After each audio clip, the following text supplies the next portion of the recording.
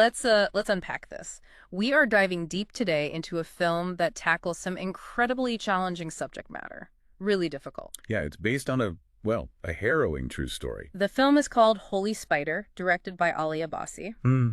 And our guide for this deep dive, the source material we're exploring today, is a review of the film that you provided. Right, and our mission basically is to use this review to really get a handle on what this film is about, how it navigates its complex, often uncomfortable material. And pull out the key bits, right. Exactly. Those important elements, the key insights, maybe some surprising details the review highlights. Absolutely. So let's jump right in by setting the scene, because the foundation of this film, as the review makes pretty clear, is rooted in something horrifyingly real. That's right. Yeah. It's based on the true case of the Spider Killer. He operated in Mashhad, Iran, back in the early 2000s. And the facts, just the basic facts from the review, are stark. The real killer murdered 16 sex workers. 16, yeah.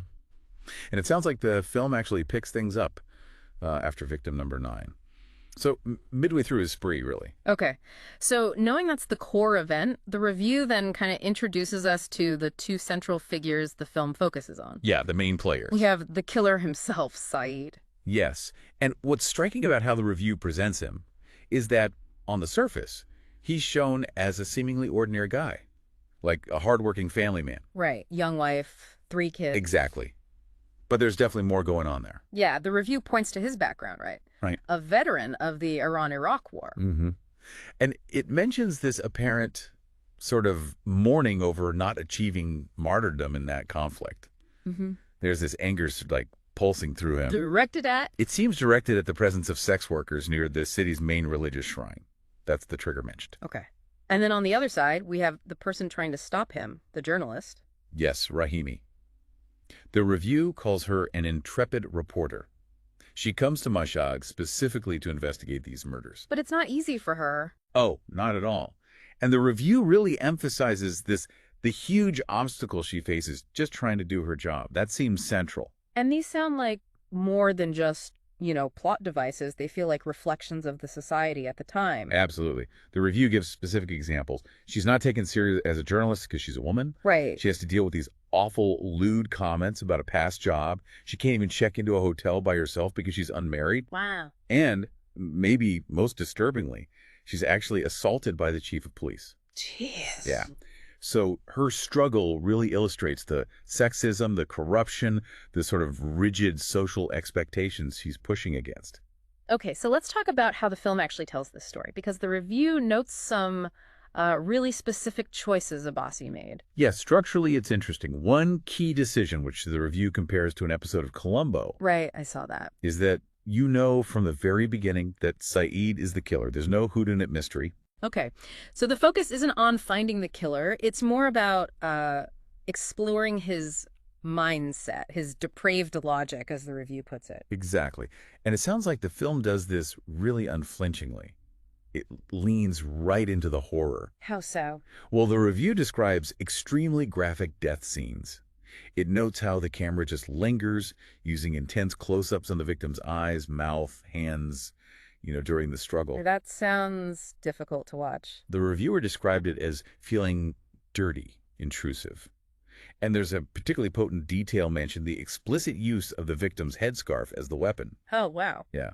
This approach, according to the review, is really intended to make it brutally clear what kind of man Saeed is, and frankly, to make the viewer deeply uncomfortable. So it's using those serial killer thriller tropes, but pushing them. Yeah, using them for maximum impact, it seems. Yeah. What's fascinating is how the review connects it to other films. Like Hitchcock. Yeah, a clear nod to Hitchcock's Frenzy, particularly the murder method and those grotesque close-ups. Oh. But the reviewer also felt echoes of films like Seven, maybe Silence of the Lambs, even I Saw the Devil, that kind of dark atmosphere. Yeah, I can see that. There was also that detail about one specific victim, the older woman. Yes, that really stood out in the review. The mention of a very elderly sex worker who was struggling just to lift herself onto Saeed's motorbike. And his reaction. Well, the reviewer found it appalling and heartbreaking because it highlighted Saeed's absolute lack of mercy, just cold indifference, regardless of her vulnerability. Right. Okay, moving on to the craft of the film itself. The review specifically calls out the acting and the look of the film. Yeah, the lead performances. Mehdi Bajistani as Saeed the killer and Zardamir Ibrahimi as Rahimi the journalist. Both are described as phenomenal. High praise. Definitely. Bajistani is credited with giving real insight into Saeed's twisted mind, through subtle shifts in body language, this kind of haughtiness about his supposed religious crusade. And Amir Ibrahimi as Rahimi. She's positioned as the essential feminist hero the story needed. Her performance is highlighted for its steeliness, its determination. So they work well together. The review says their performances are incredibly well-matched in terms of impact and power, really elevating the difficult material. And the cinematography also got good marks. Called excellent. And it sounds like it plays a huge role in building that atmosphere we talked about. How so? Instead of just showing Mashhad as this holy city, the visuals make it feel seedy and sticky, often lit by harsh fluorescent street lamps. Not glamorous. Not at all. Yeah. And there were those inglorious close-ups, not just during the violence, but on the sex workers themselves, details like, flaking lips, smudged eyeliner, dirt under their nails, really underlining the harshness of their lives. And for Rahimi scenes, the review mentions handheld, shaky camera work. That adds to the feeling of her navigating this dangerous, unpredictable environment. Okay, so this is where it gets really interesting and maybe quite difficult, because the film, based on this review, isn't just a serial killer story, is it? It's deeply tied into the societal context. Absolutely. The review stakes the film inescapably tackles a huge swath of misogyny, social expectations, and religious zeal. It's baked into the story. And how people reacted to the murders. That's a key point. Yes. What's particularly compelling, and as the review notes, incredibly frustrating, is the societal reaction depicted.